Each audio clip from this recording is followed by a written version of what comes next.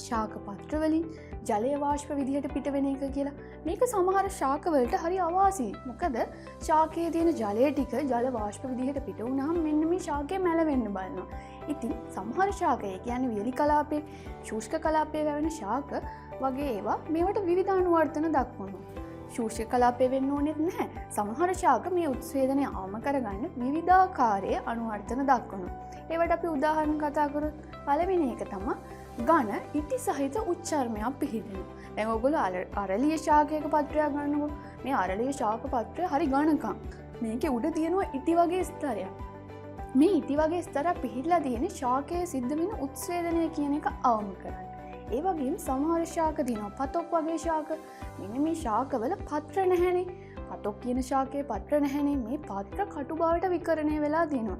එතකොට මේ ශාක පත්‍ර වලින් සිද්ධ වෙන උත්සේදනය අඩු වෙනවනේ. ඒ කියන්නේ පතොක් ශාකයේ පත්‍ර නැහැ. එතකොට මේ කටුනේ තියෙන්නේ. එතකොට ඒගොල්ලන්ගේ උත්සේදනයක් සිද්ධ වෙන්නේ නැහැ. ඒ කියන්නේ සිද්ධ වෙන උත්සේදනයත් හරි අවමයි.